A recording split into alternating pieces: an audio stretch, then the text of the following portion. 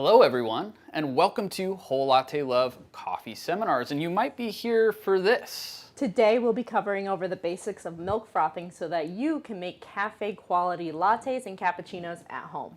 That's right, my name is Zach. And I'm Kenzie. I've been in the coffee industry for a little over a decade, definitely competed in my fair share of, latte art competitions, taught thousands in my days, which is kind of crazy thinking about. It is. I haven't done as much, but I've been a barista on and off for about 3 years. I managed a cafe, and now I'm here at Whole Latte Love. Now you might be wanting to get some of this nice, amazing texture on your lattes, so I think that might be why you're here. So a little bit about what we're going to be going through today is kind of the equipment that you'll need to get to this point that we just did.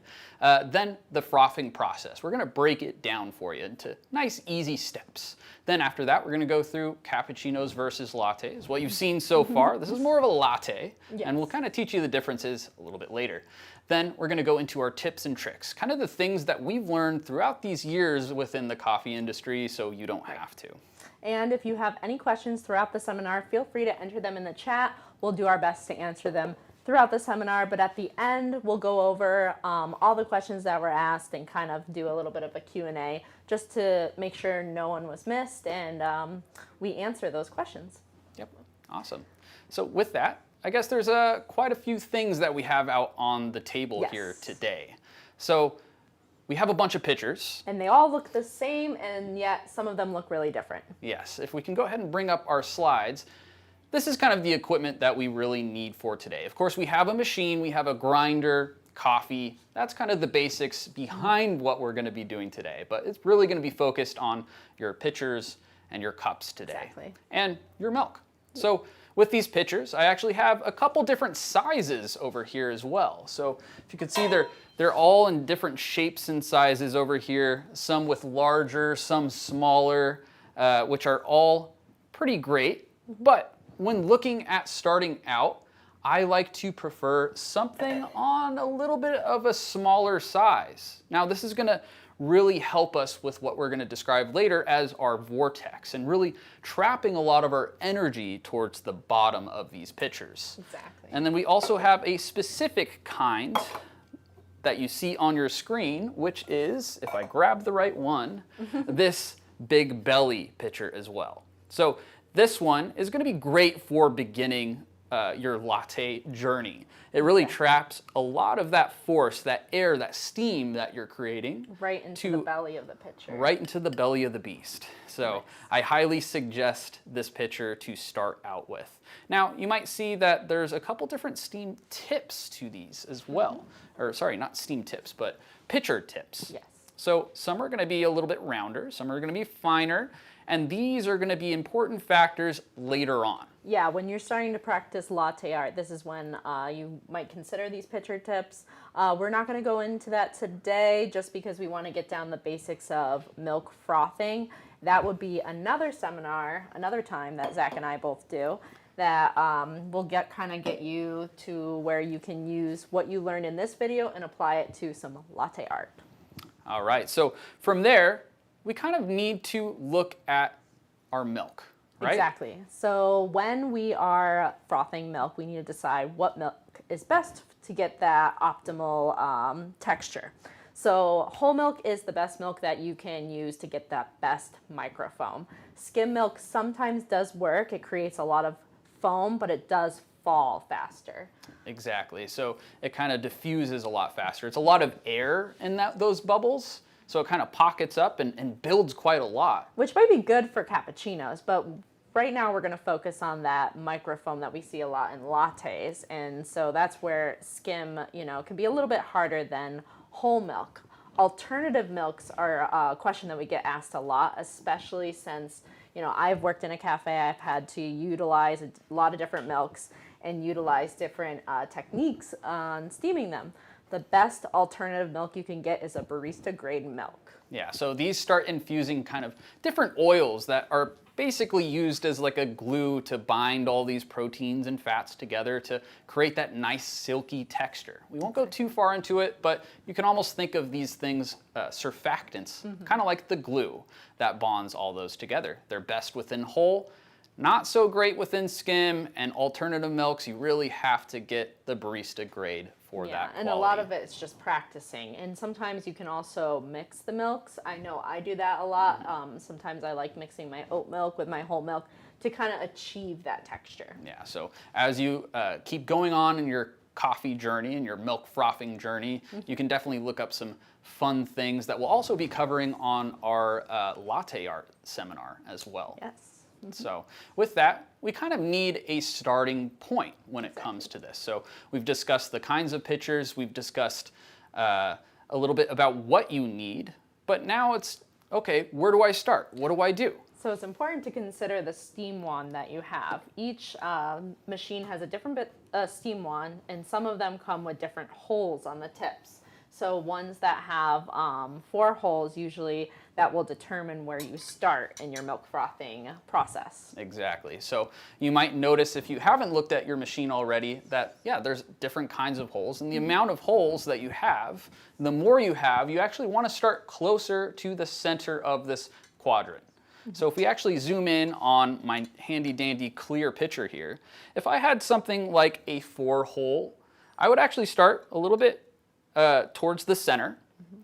And as I decrease the amount of holes, I'm actually going to start my vortex farther and farther out. Now there's issues at hand if you start this far out with like a 4-hole, because all of a sudden you're just going to be throwing pressure at the wall and it's going to yell at you. And it's really important to watch out for this starting point and making sure that you have good depth, or else everything's going to yell at you. And if you start at, let's say, your sweet spot, it's also going to yell at you. And let's say if we start too deep, it'll also yell at you. So we actually have these fun beads that are actually the same density as water. So we can actually see the process. If I start too deep, it really tosses up a lot of our milk and it also screeches at us right away. So we want to kind of go straight to our sweet spot and start focusing on that whirlpool. Here I have a 2-hole wand, and we'll start focusing on more of a whirlpool. As you can see, yeah, we need to get away from the center a little bit. Exactly. So that it doesn't yell at us. That's where it creates that whirlpool. As I come to the center a little bit, it'll start dragging its feet towards here. As I go out here, it'll really yell at us. So those are some issues that I see with a lot of people when they're first starting out on their journey. And then, of course, that far out, you're not going to do anything to your milk. You're not infusing any of that air into your milk whatsoever. It's also important to note that, you know, what we said, each machine has a different kind of steam wand. There are different holes in the tips of the steam wand, but you can achieve this milk texture on any machine that you have. Exactly. Like we'll be going through Agaja Classic here pretty shortly. It's a very popular machine between a lot of different users. But let's go ahead and start off with the process on maybe just our drive over here. Yes. So a dual boiler. So we're looking at pretty optimal situation, which I usually recommend a dual boiler when you're looking at making a lot of lattes throughout your days. You're just going to have a little bit of an easier time with more pressure. So Kenzie and I are going to go ahead and switch positions right now. And Kenzie's going to kind of show us this process as we kind of describe and go through the milk steaming journey here. So Kenzie, looks like you've picked out... Decided to pick this pitcher. All right, so that's going to be a barista hustle. So we're starting off with a smaller pitcher, and that's going to help us really trap a lot of that pressure into the bulk of our milk. So as soon as Kenzie begins here, we're going to go ahead and maybe pre-purge our wand, specifically with a towel that usually only sees the steam wand itself, because we don't need any of those coffee grounds or anything inside there. Now, there's also a whole bunch of old water that could also shoot out into your milk, and you'll also have a pretty bad time with that. It'll really bubble up quickly. So what Kenzie's now doing here is kind of following the tip, starting halfway with that submerged tip, and then engaging our pressure. So once we're halfway, we'll engage our pressure, and we'll quickly try to move that nozzle off to the side into what's called the sweet spot. Now, if you can hear there's little tiny chirps. that are suddenly incorporated. Now that is what's now infusing the air into the milk. Now we only want to do this until it's about warm to the touch. Then we want to submerge again and focus on that whirlpool that Kenzie's focusing on right now. Now focusing on that vortex or the whirlpool will then infuse all of that air that we just created and thrown into our milk and infuse it evenly throughout our milk. So that's how we can kind of create a nice milk texture that's well infused and it's not sitting just at the top of our steam pitcher. Now the texture that we're looking for here is kind of like a wet paint. And we stopped right where it was about too hot to touch. And we do that in order to create what is basically our sugars and our lactose, and everything's bonding together like a glue from those surfactants. And it's creating that nice wet texture there. So once we have that, we can do this, which is called working your milk.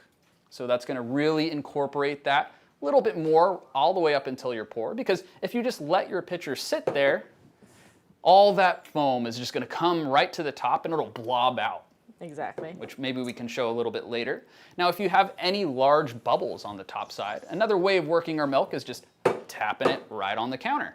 And that'll kind of work out any of those large bubbles, any of those mistakes where maybe you suddenly infuse too much air into the process. I think one of the problems that I do have when I'm steaming milk is that I end up putting too much milk in the pitcher, where I'm really taking to heart what you said, like a fingernail's width, or just below the little bit, the what do you call this?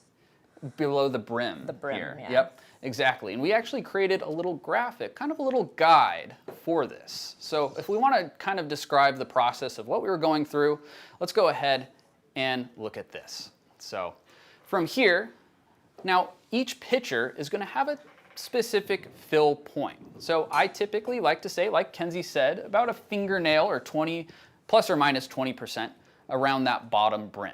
Now you can see that on the inside of your pitcher. Some pitchers will have a slight mark or indication, but those can also steer you wrong because they might go all the way to the top of the pitcher. You do not want to use that much milk. Each pitcher is made for a specific amount of milk, and that's typically right there. Now, you also want to start as cool as possible. Exactly. So it's important that your milk is fresh from the fridge.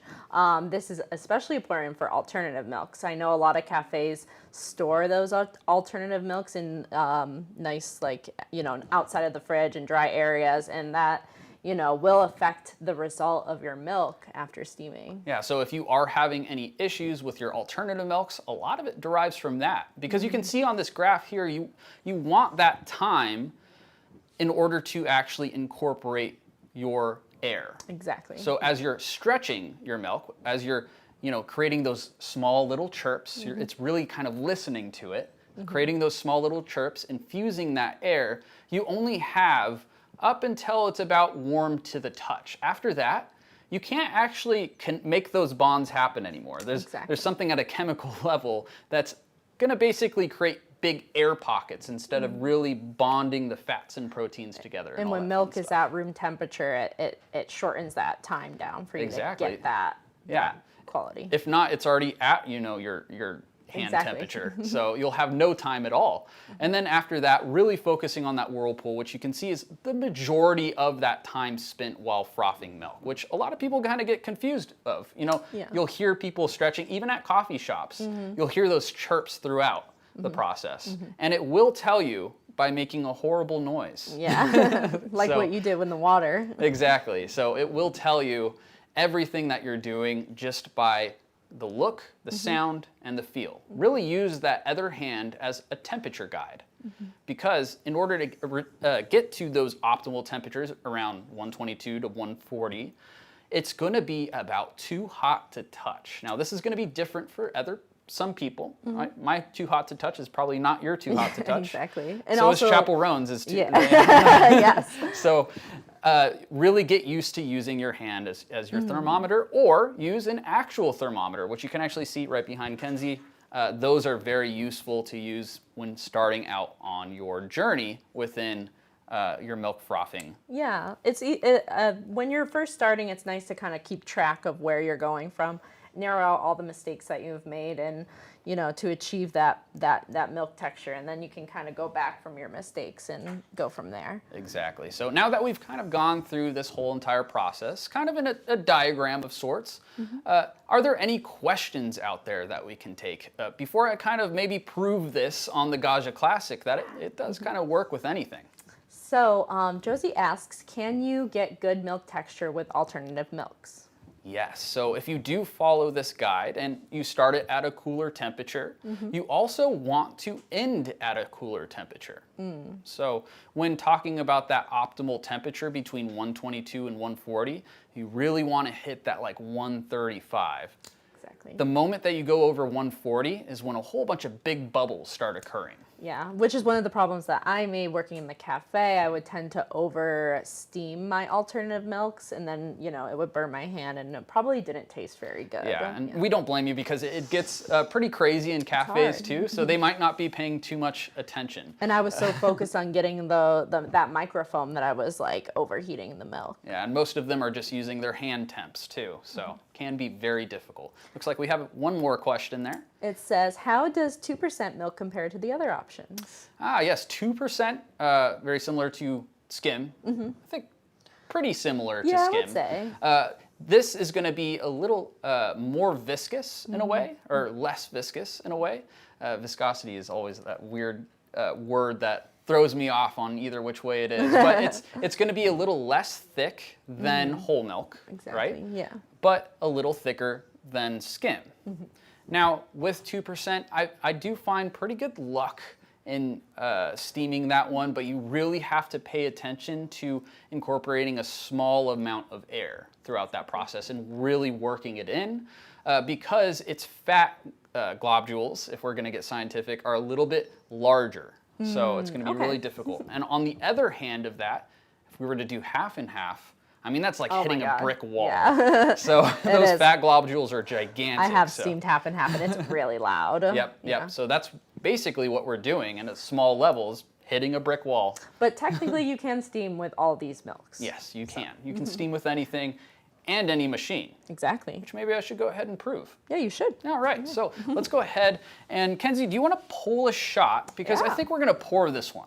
So I'm really going to prove that no matter what machine, no matter what steam temperature that you have, as long as we can produce some sort of air and steam, which, I mean, is really just air and water. Which towel is our portafilter towel? Oh, yes. So I would say this one, and we'll make this one our steam. See, we got to keep track. I know I used this on the steam one, but we didn't use it on the portafilter. Perfect. So we're going to switch it around. Yeah. Wonderful. So I'm going to go ahead and start proving this, that we can achieve a great steamed milk on a Gaggia Classic. We're just going to really follow our rules. So this is still the same steam tip as our drive over here. It's still going to be a 2-hole steam tip. So if I follow that same spot of the quadrant, I should be able to create a great foam. Now I'm going to follow the same sort of rule where it's about a fingernail below the brim. So utilizing a smaller pitcher is going to be extremely important when it comes to lower and lower pressure. Here we're at like 260 something degrees, and we're kind of steaming about 240 to 250 on the Gaggia, and it kind of slowly declines throughout that process. So we want to get to our sweet spot faster. And which cup did you want to use for this? All right, so let's go ahead and use one of these smaller cups. And firstly, I'm going to go ahead and froth out or steam out some water that's going to be stuck within our wand. Now that it's coming out nice and clear there. Kenzie started my shot at the same time. I'll start about halfway in. Turn on my steam wand and start that whirlpool. Now, when you do this whirlpool, you can do it either way. So I go this way, or I can switch up completely. I could go the other way if I wanted to. It doesn't quite matter. Now I'm at that point where it's pretty warm to the touch, so I'm really just focusing on my whirlpool. And then I'll go ahead and turn off my steam. And always, always clean off your wand with the proper rag this time. Exactly. You do not want to get those grounds up in your steam wand. Since I did switch up directions, I got some bad bubbles in there. But you know what I can do? I can just kind of tap those out. I can definitely get this good enough and work it all the way up to a pretty nice microfoam. All right, and then from there, we'll take control of your cup and your pitcher. And maybe we could do a nice pour. We'll see. We'll see what happens here. Start off with a nice high pour.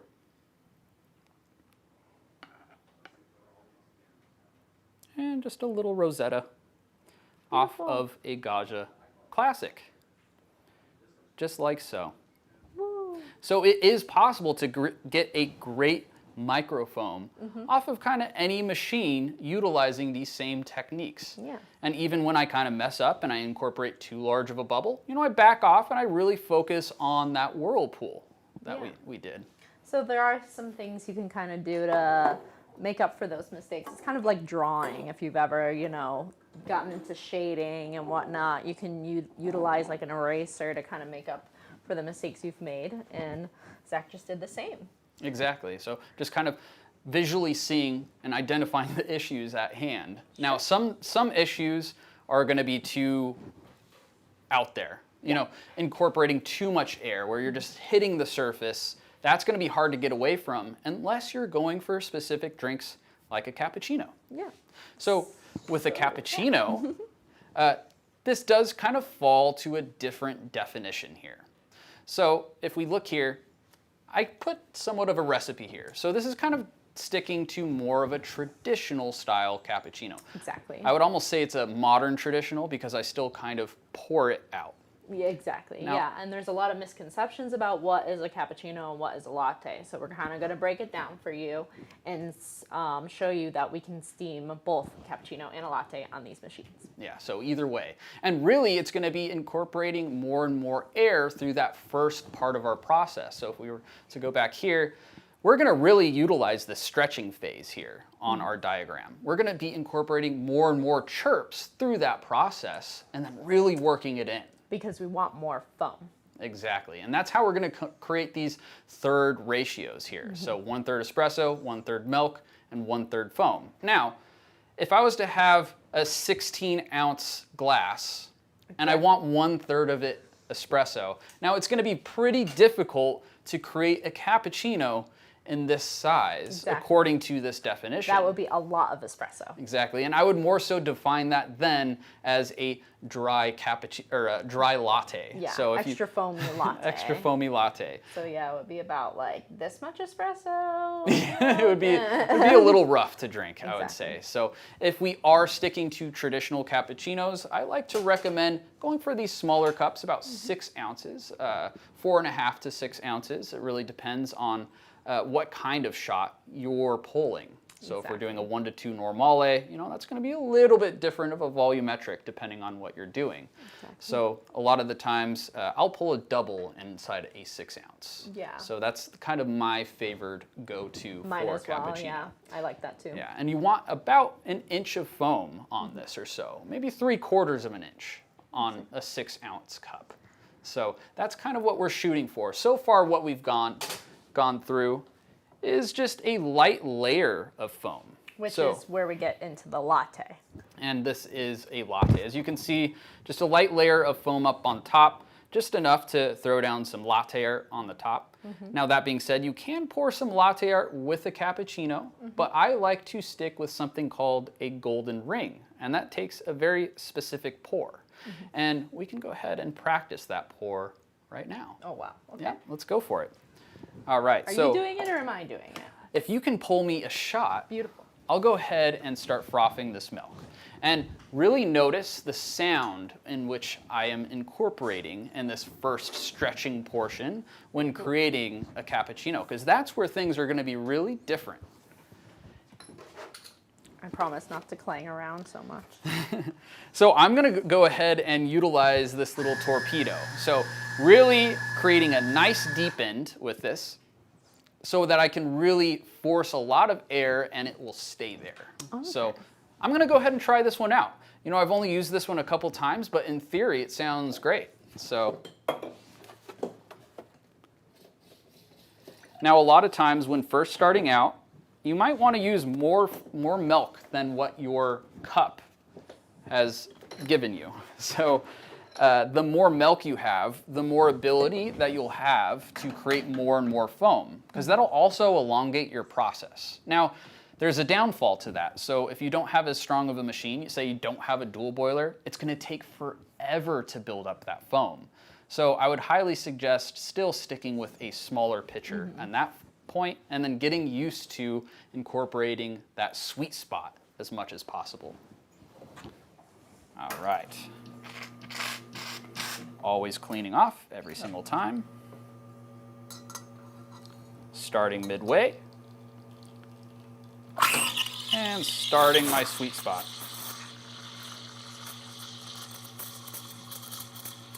So it's kind of like tearing pieces of paper. It's like a ripping noise. So not quite individual chirps, but really tearing it. And as you can see, the volume is just steadily increasing.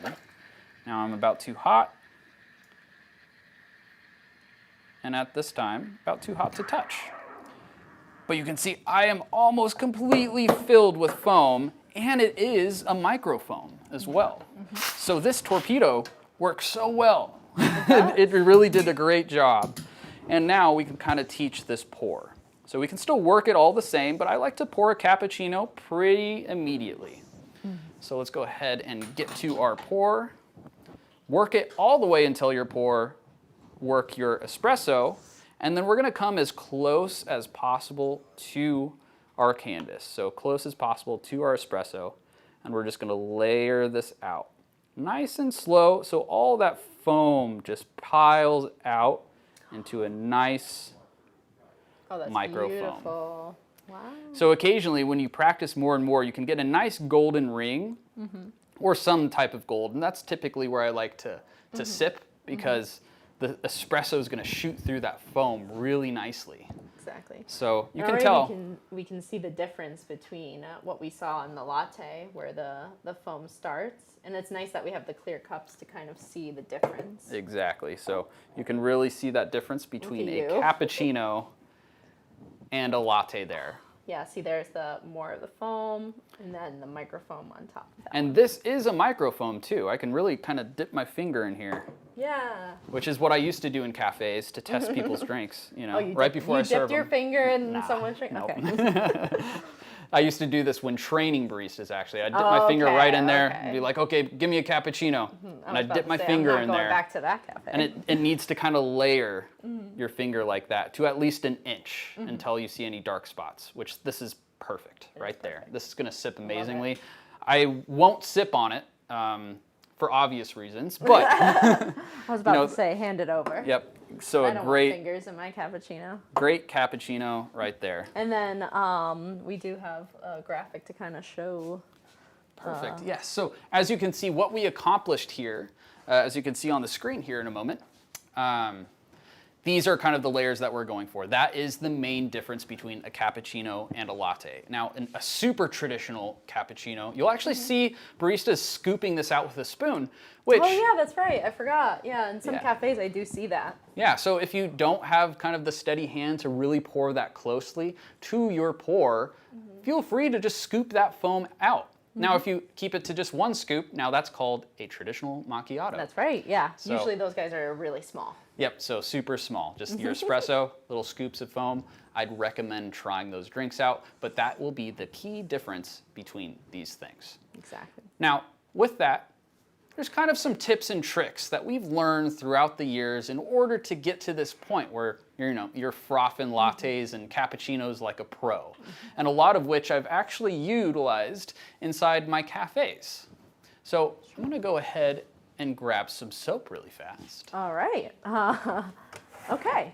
And yeah, some of the tips and tricks we use are just utilizing our senses, listening for those chirps, that paper tearing sound, using our hands to see when it's just too hot to touch.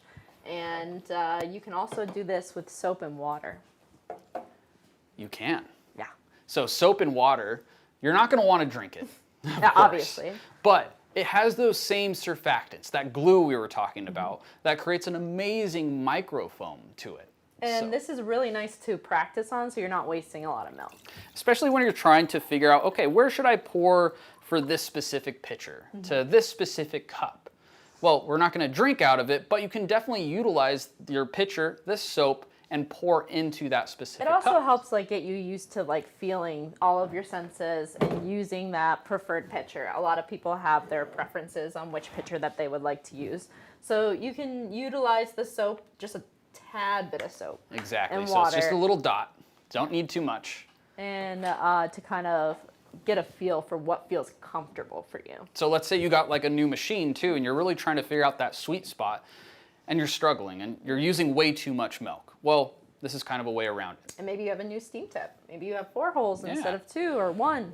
And you can really identify if you're making any mistakes, because this Exactly. will make your mistakes very well known.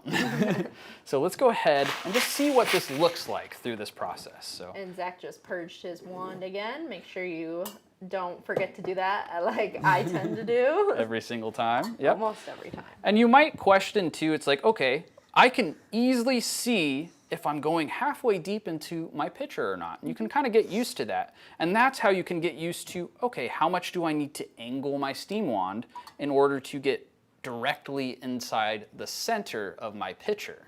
So that's how we differentiate how we actually make the angle on our wand in order to hit that center point. Then we can think about those quadrants that you showed earlier in the graph to get that optimal zone. Exactly. So maybe even before doing any pressure, you can kind of feel around, make sure you're not going too deep, and kind of realizing where that is, maybe in relation to the actual steam wand itself. So let's go ahead and start this halfway. Quickly find my vortex. Listening to those sounds. Yeah, listening is going to be one of the most important parts of your journey. And already it looks just like milk. Exactly. And it will be affected to the same temperatures as well. And you're cleaning your steam wand. And you're cleaning your steam wand at the same time. Like, how good could you get? Yeah. All right, so from here, you can really practice working your milk. I mean, soap. Don't get this confused with milk. That would be horrible. So you can really see that cascade of microfoam along the side of your pitchers. And you can work it just the same. So if I incorporated too big of a bubble, which, you know, maybe I can do really fast, just ruin this milk really fast. And you can see there's a whole bunch of little bubbles here. So that happened because I was just skating the surface a little too much. Well, I can really practice kind of working those out and see if I can bring this back to life. Nope, I think that really ruined it. And that's how fast you can ruin milk too. You just need one bad chirp, but with soap, it'll make it very well known. So as soon as you can actually master this, then you'll master milk. Yeah, and then you can kind of see what it would look like as a mistake. Yes, so learn from. with that, you know, it's great to start with, then maybe go on to your alternative milks as well, because those can be pretty difficult. Exactly. And practice kind of those low temperature steaming methods. So let's go ahead and get into one of our final Q&As here. We're starting to end a little bit early here, so we have plenty of time. So if you have any questions, feel free to put them in the chat. Cool. So one of our questions is, as you stretch, do you move the pitcher down? Because the volume of milk will increase and that can stop stretching, or do you keep your hand steady even if the stretching sound is gone? Yeah, so it will kind of show an increase in volume, and it's very, very subtle. You won't actually notice it within any sort of hand movement, and I wouldn't actually focus too much on it. So really, you're just riding the surface, and during that time, it doesn't build up too much volume.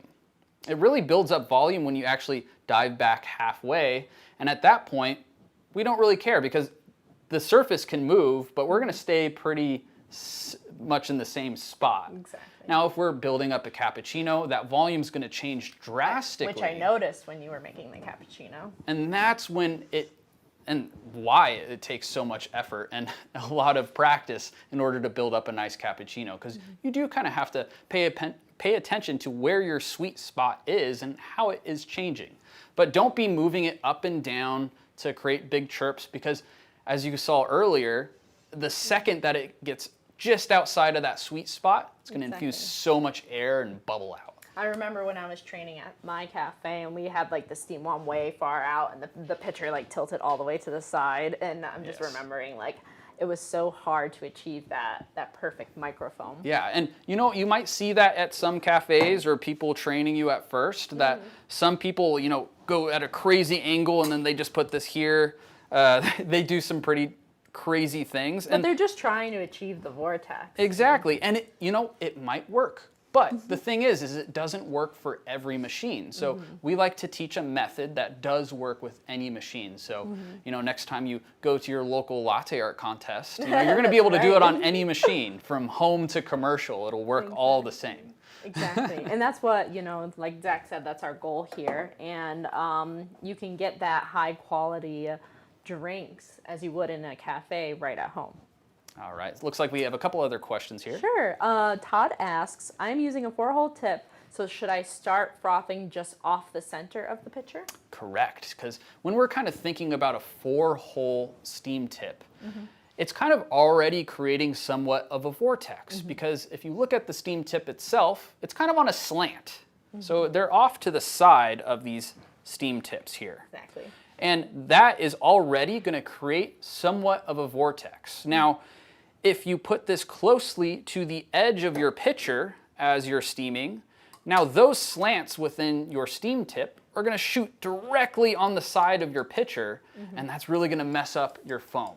Quite a lot, actually. So it'll start to spray at you, too. It'll start to spray at you. Not fun. So you want to utilize the fact that 4-hole steam tips kind of create their own vortex. So definitely keep that a little bit closer to the center, and you'll have a better time. Perfect.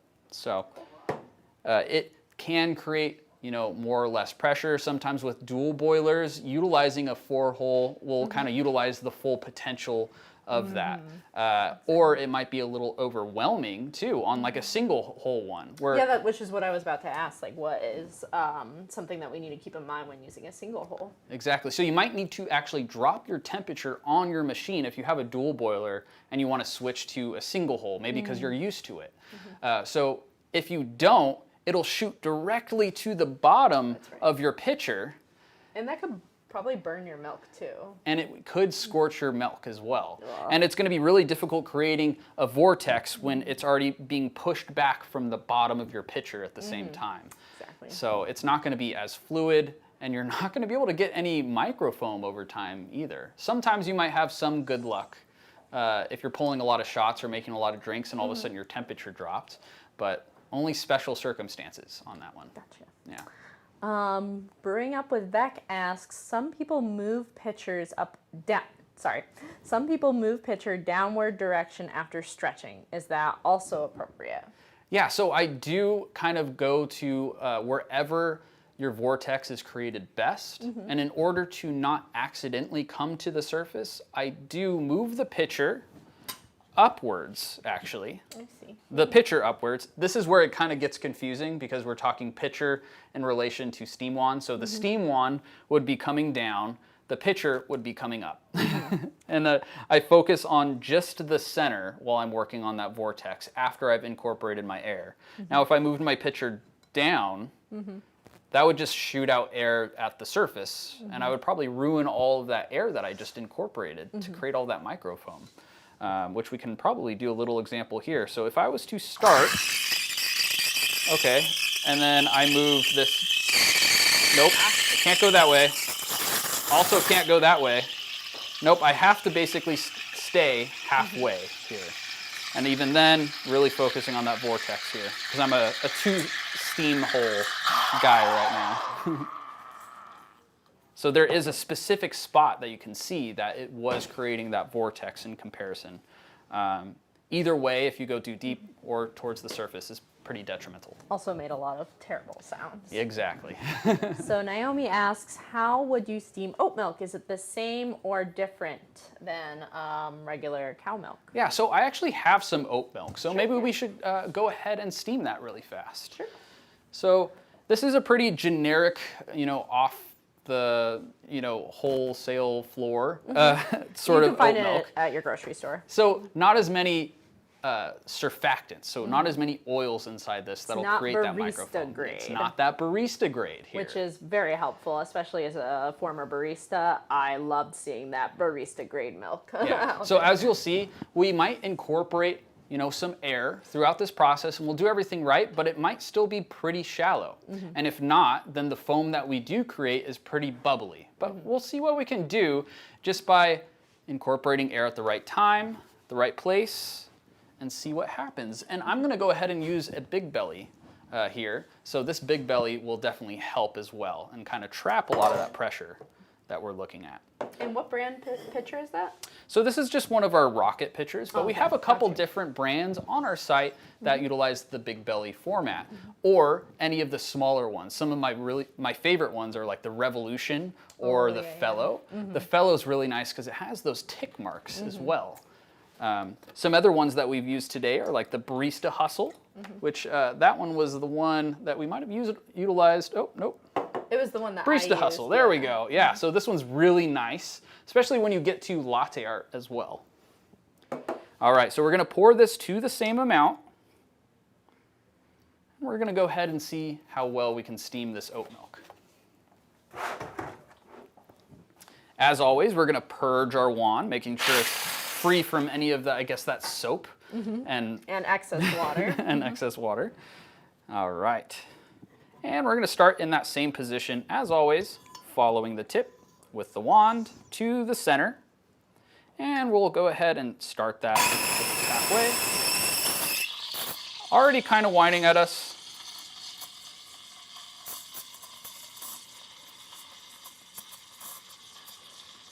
And as we can see, it does create some bubbles. But I kind of target those as well, so they kind of come to my steam tip so I can start breaking those apart. Now it's pretty hot to the touch, or warm to the touch, and I'm just gonna work these in. And now when it's about too hot to touch, I'll go ahead and pull that off my steam. Looks so nice. Gently take it off because oat milk can be pretty particular. It is. Yeah. If your steam is still coming out of your wand as you're bringing it down, oat milk will fall apart. And immediately kind of work that milk. Sometimes with oat milk, I might even leave it for a second. That kind of like helps that texture build up, but definitely work it right before then your pour. But as you can see, I could still come up with a great milk for pouring if I need to. And as you can see, like it swooshes up on the side and kind of paints the side of the pitcher, and that's another way to tell whether the milk is good for... Still painting the side with that nice cascade. Really work your milk all the way up until your pour with these. Exactly. Because if you don't, then it will kind of blotch out, which you might see on the tip of your pour, or the top of your pour, that it will kind of blotch out with a lot of that foam. But as you can see here, it's a very nice microfoam. It is nice. So kind of looks like the soap and water. Exactly. And if we actually get one more close-up shot here, you can see that there is a little bit of a layer here of that foam, and it is a nice microfoam. In fact, that's a great microfoam. It still coats. Still does just well. So utilizing these techniques, I can even do it without a barista grade, but imagine the results that you could get with a barista grade. All right.